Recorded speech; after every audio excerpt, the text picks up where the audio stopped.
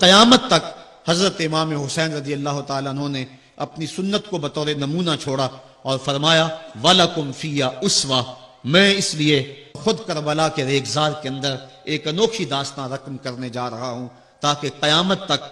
لوگوں کے لیے میری زندگی ایک نمونے کے طور پہ موجود رہیں اور جبر کے خلاف لوگ ٹکرانے کا حوصلہ رکھیں۔ حضرت امام حسین رضی اللہ تعالی عنہ نے کربلا کی اس دوپہر کے اندر جو عظیمت کی داستان رقم کی اور جس طرح جبر کے سامنے پوری قوت سے سینہ تان کے کھڑے ہو گئے، 22,000 افراد کے سامنے تنہا شخص کا ڈٹ جانا یہ کوئی تماشا نہیں ہے۔ 72 افراد کے زخم کلیجے پہ موجود ہیں اور اپنے بھائیوں، بیٹوں، بھتیجوں اور بھانجوں کے لاشیں اٹھا اٹھا کے آپ خیموں تک لا چکے ہیں۔ آپ کے ہاتھوں کے اندر علی اصغر دم توڑ چکے ہیں اور جوان علی اکبر آپ اس کو اٹھا کے خیمے تک لا آئے ہیں۔ تو اتنی جرأت اور اتنی پامردی کے ساتھ 71 لاشیں لائن کے اندر پڑے ہیں۔ گھر میں ایک میت ہو جائے سارا شہر سنبھالا دینے والا ہوتا ہے، پھر بھی دکھ نہیں تھمتا۔ کہتے ہیں چھوڑ دو، اس کا کلیجہ کٹ گیا ہے، اس کا جوان رخصت ہو گیا ہے، اس کے سینے کا چین لٹ گیا ہے، سلام کرو حسین ابن علی کو۔ 71 لاشیں لائنوں میں لگے ہوئے ہیں، بے گور و کفن لاشیں پڑے ہوئے ہیں اور ادھر خیمے کے اندر پردہ داروں کہ پردے کا بھی لحاظ ہے۔ لیکن پھر جب گھوڑے کی زین کو کس کے میدان کربلا میں نبی کا نواسا نکلا، جب 3 دن کا پیاسا کربلا کے ریگزار کے اندر میدان کربلا کے اندر ذوالفقار تلوار لہراتا ہوا آیا، شبیہ رسول کریم کی تصویر جب میدان کربلا میں حضرت امام حسین تلوار کو لہراتے ہوئے آئے تو آواز آ رہی تھی یہ کون ذی وقار ہے، یہ کون شاہ سوار ہے، لباس ہے پھٹا ہوا، لخت لخت کٹا ہوا، تمام جسم نازنی چھدا ہوا کٹا ہوا، پھر بھی ہے ڈٹا ہوا، یہ نبی کا نور عین ہے، یہ بالیقین حسین ہے۔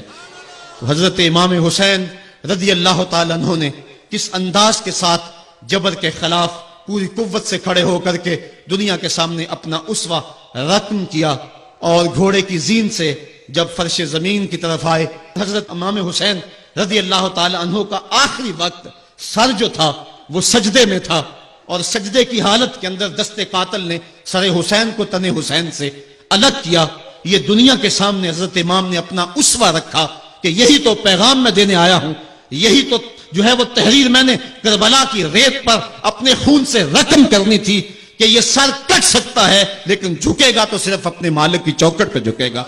یزید کے سامنے یہ سر جھک نہیں سکتا ہے۔ تو حضرت امام حمام رضی اللہ تعالیٰ عنہ نے کربلا کے تپتے ہوئے ریگزار میں جب 72-73